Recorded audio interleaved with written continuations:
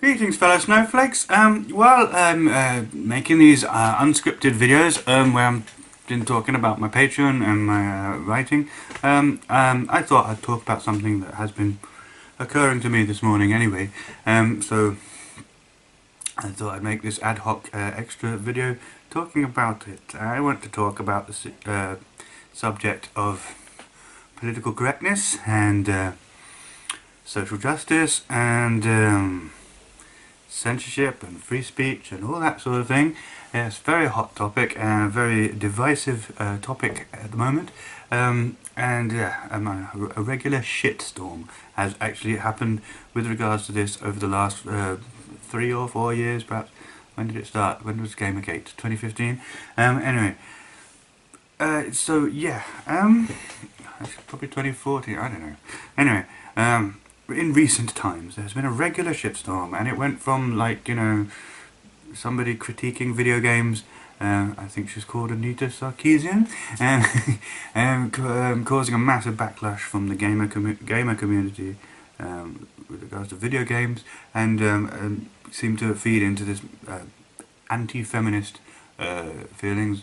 And that's how it started, and then it became, like, you know, SJWs versus anti-SJWs thing that has been a massive source of drama on this very platform for the last few years, to the point where, and then now it seems to have gone to the point where we have actual white supremacists and Nazis and stuff claiming their right to say what they say, and Trump got elected, which may be connected to all this that's been going on online. I don't know to what extent that is connected, but it seems that there is a massive shitstorm going on, and a massive load of repercussions from this shitstorm, and maybe it's time I talked about the actual issues involved, that of political correctness and censorship and free speech and all that stuff.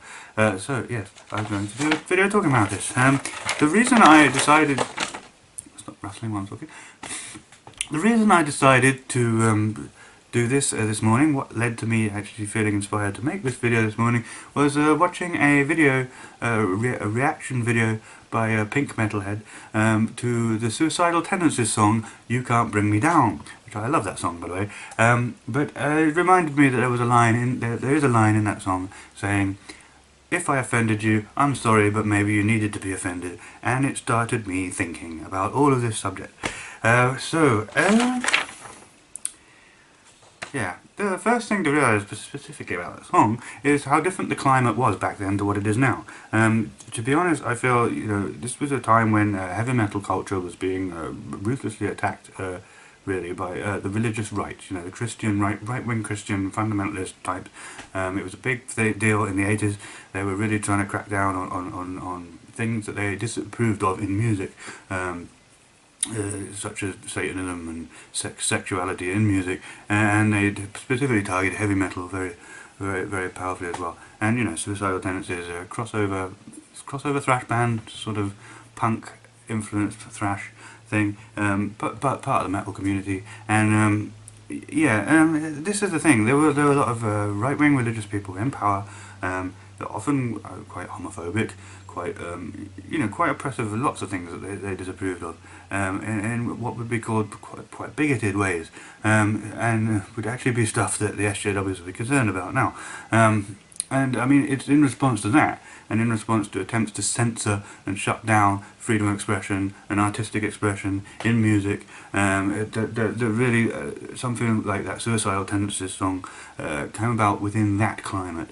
And those are the sorts of people, the bigots, you know, the religious right-wing types that were being attacked and something like that. It's like, you know, if me expressing myself honestly how I am is so offensive to you, you know, I'm sorry you're offended, but maybe you need to be offended, because maybe you need to stop being such a hateful bigot, to be honest. I mean, that's sort of the climate in which that thing came about. I can imagine that today's climate, it being seized upon by people who want to, I don't know, use the N-word or express, like, racist or transphobic views, that they feel they're being shut down by SJWs, which I find interesting. It's like the same thing. It sounds very similar to what people say who don't like political correctness and social justice and stuff, and feel like they should be able to get a free pass on saying what they say, which, of course, I mean, it's clear from the Suicidal Tendencies song who this is really being targeted at, because it's all like, just because you don't understand it doesn't mean it doesn't make any sense. Just because you don't like it don't mean it ain't no good. It feels a lot like what I feel like saying to people when they come down on me for being transgender, or trying to explain and express those sorts of things, and the non-binary thing and all that.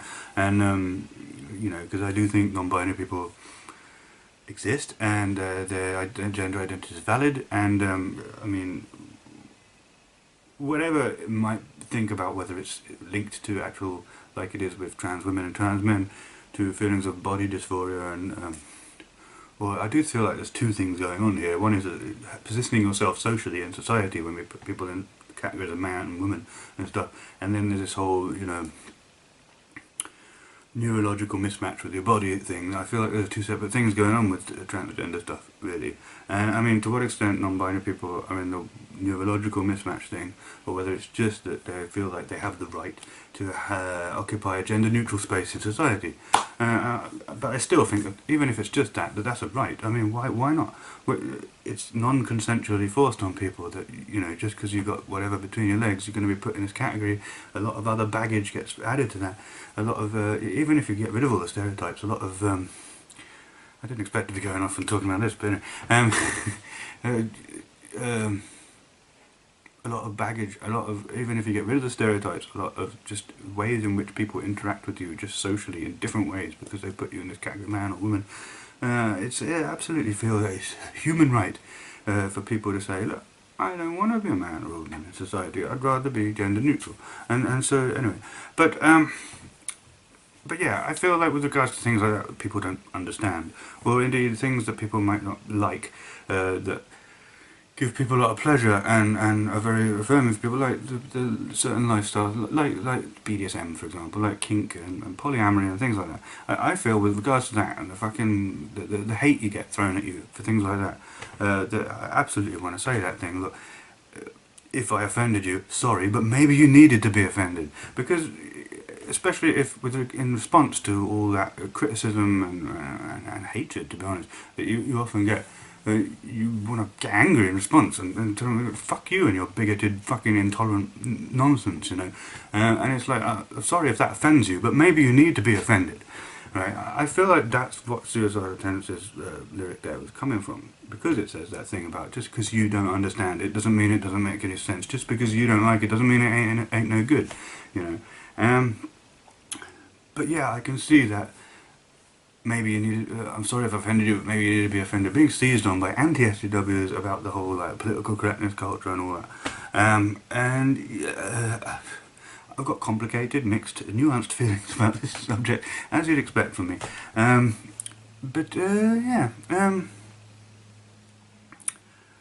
But I suppose the key thing to consider with regards to that is whether somebody needs to be offended.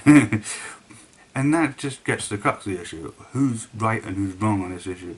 I mean, if someone is hateful and intolerant, maybe they need to be offended. Maybe you need to tell them just what intolerant shitbag they are, you know? On the other hand, just wanting the right to, you know, just saying your shit doesn't make no sense to me and I don't agree with it, so I feel you have the right to be offended. I feel you need to be offended because you're so full of shit. That doesn't wash quite as well, you know. It's not an excuse for bullying people. However, I do understand the need to be able to express how you feel, to voice your opinion, and I am concerned. So I am concerned sometimes when it's like that's being clamped down on.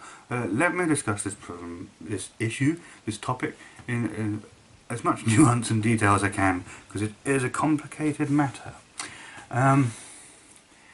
Yes, freedom of speech, freedom of expression, our right to say what we think, what our views and beliefs are, and to say what, and to express our feelings. You know, you can be like polite and walk on eggshells about things, or you can just blurt out how you honestly feel with all the rage and passion involved in that. And I mean, I do feel that this is a human right that you should be able to express yourself, and that you should be able to voice your feelings, however unpleasant and spiky they might be for other people to hear, and express yourself and celebrate who you are, and voice your opinions and beliefs on things, you know, to actually be able to state your point of view without it being like shut down is very important. Right. Firstly, I want to say that there is perhaps one area where there tends to be legislation involved with regards to hate speech, and I kind of understand where it's coming from, because when you have groups like Nazi groups, or like, I mean, the same could be said of TERFs, I guess. When you have a group that's very hateful towards another group, and their rhetoric, their way of propagating their message tends to cause a lot of social unrest and a lot of, and certain groups who tend to face a lot of intolerance and marginalisation and oppression on a day-to-day basis anyway, who are already feeling somewhat bullied and victimised, there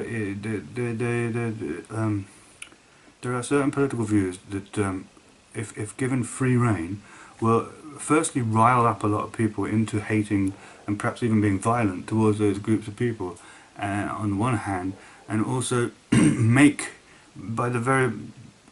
will make already marginalised and victimised and bullied people feel even more marginalised and bullied and victimised. And there are certain ideas and philosophies and political views which, if you give too much of a free rein, they just tend to run rampant and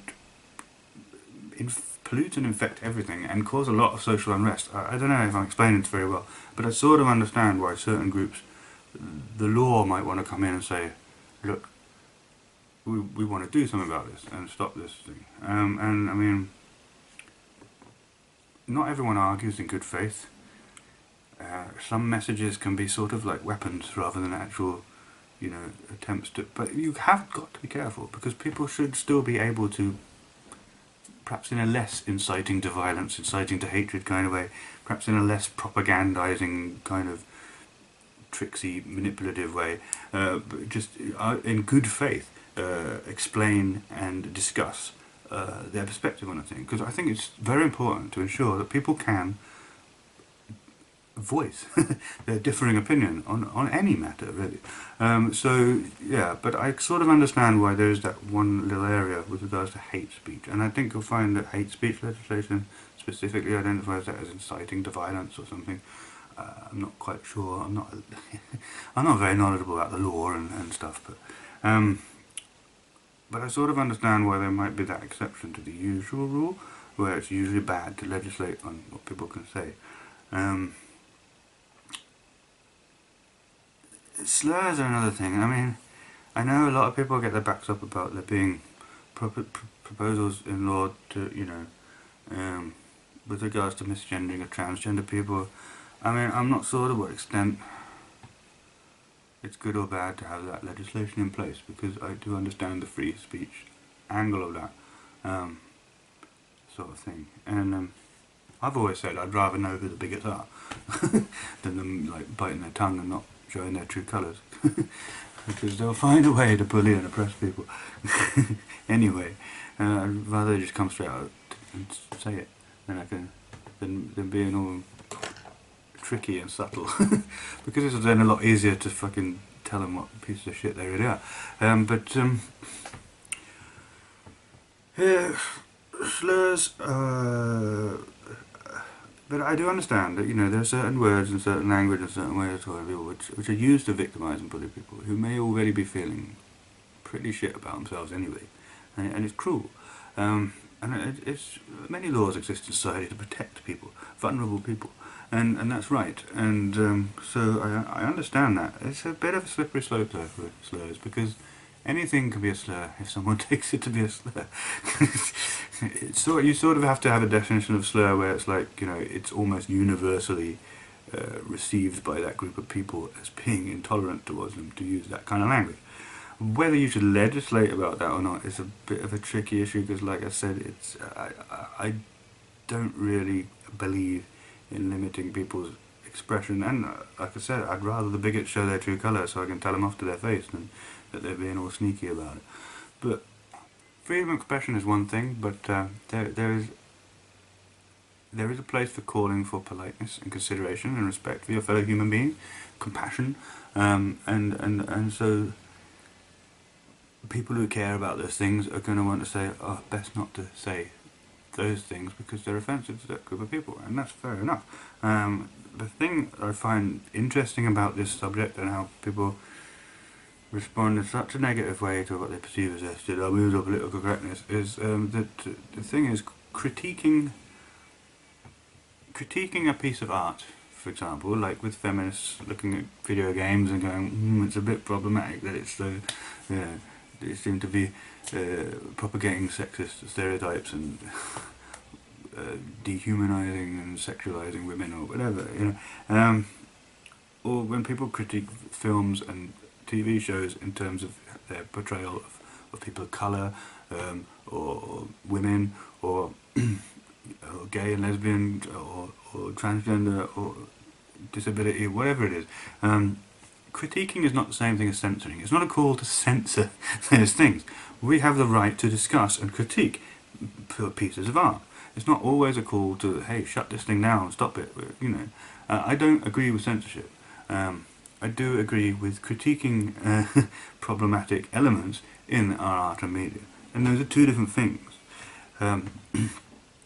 The other thing, and so I want to say this with regards to slurs and with regards to there being certain words that, it's one thing to, there again are two different things.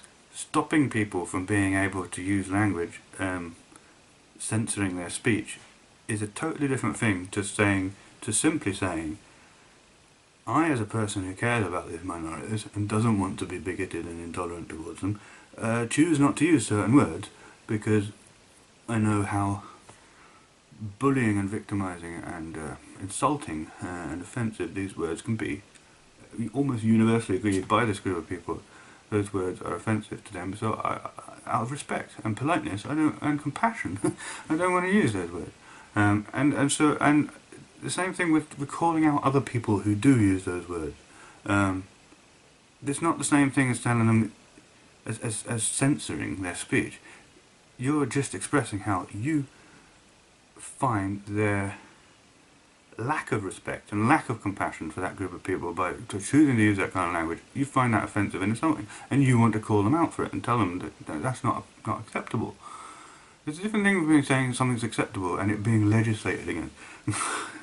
And people mix these things up all the time. It's like, you do not have the right to say whatever you say without anyone criticising it.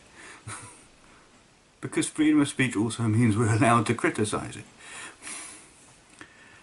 But basically, I think there may be certain areas where maybe there is a sense in legislating, but you've got to be very careful. It is such a slippery slope. You don't want to censor artistic expression.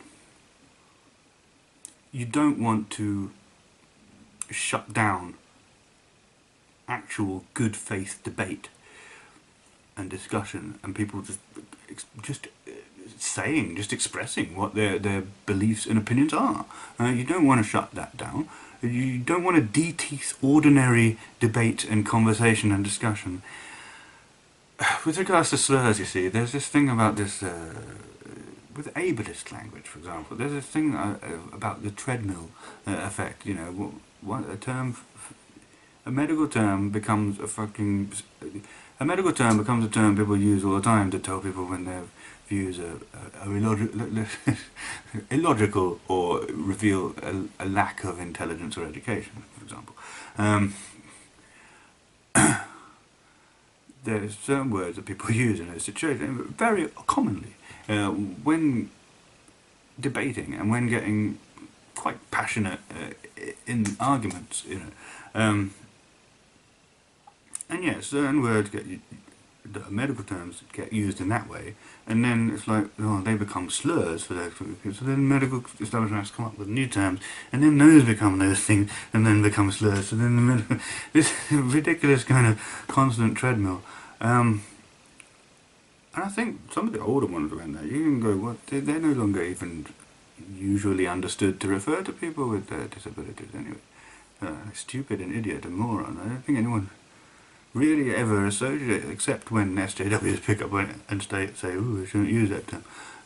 Most of the time, this association is never made, to the point where it probably won't even ever offend anyone. I mean, I don't know. You know, I can't speak for everyone. And this is what I say as well. This is what I'm saying as well. Anyone can be offended by anything, potentially.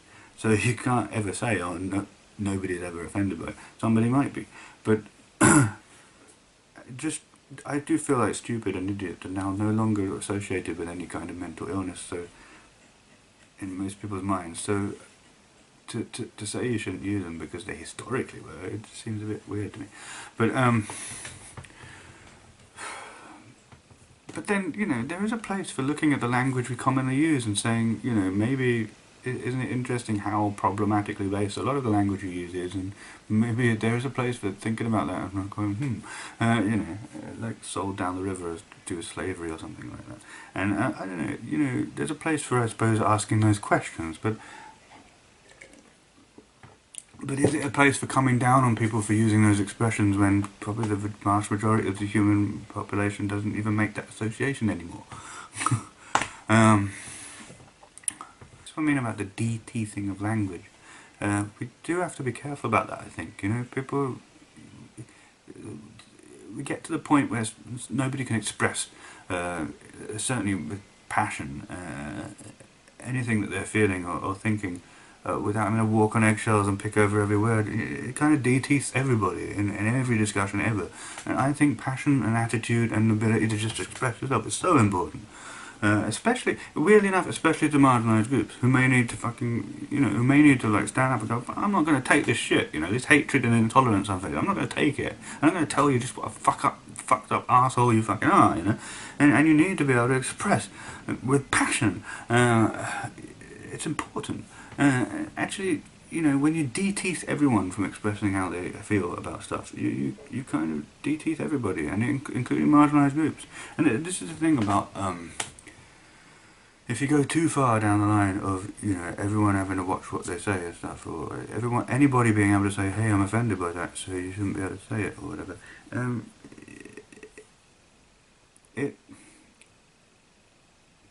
it can be misused by the wrong people. The problem, you don't want to, this is why I say you've got to be careful where to draw the line here, because you can't censor. The reason it's bad to censor art is because then people who disapprove of anything that expresses transgender stuff or sexual stuff or anything like that, they can shut that down, you see. Or criticism of religion. Religious people can say, I'm offended by that, so I'm going to censor this thing, which is what used to happen a lot. Art would get censored because it was criticising religion, or it was criticising politics. And it's so important that you're able to criticise religion and criticise politics, because these things have a lot of power over people's lives, and a lot of power to oppress people. And they would censor stuff that, you know, like gay... This is the way the world used to be. Art would get censored for showing, like, gay or lesbian sex. Or any kind of sex in certain points of history. Stuff like, you know, LGBT expression. So important that gay and lesbian and bisexual people can express their lives and their sex lives and celebrate who they are. And transgender people be able to be open about who we are and talk about this openly, you know. And the thing about censorship is bad because it's not just, you can start by censoring people who are saying hateful things, but you end up with the bigoted, intolerant people censoring things that they don't agree with. That's why it's a slippery slope, and that's why we need to not censor things. We need to not shut down debate. We need to not de-teeth ordinary conversation and ordinary expression. It's very important. So I understand the anti-SJW, anti-PC brigade. I do understand them on that matter, and it's something I care about as well, because I remember a time when it was misused. I remember a time when things were shut down and things were censored because of the opinion of religious people, of right-wing people.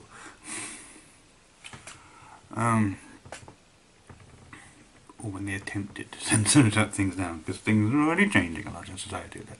I'm not that old, but and you do have a right to be angry, and you do have a right to cause offence to those who actually deserve to be offended, because they're hateful and intolerant. And for that reason, I think you have to extend that to everyone. Everyone has the right to express themselves and say what they feel and say what they think. It is important. You can disagree with them. You can critique them. More power to you, with as much attitude and vigour as you want. You shout these people down. This is what I'm saying. Critiquing art is not censoring it.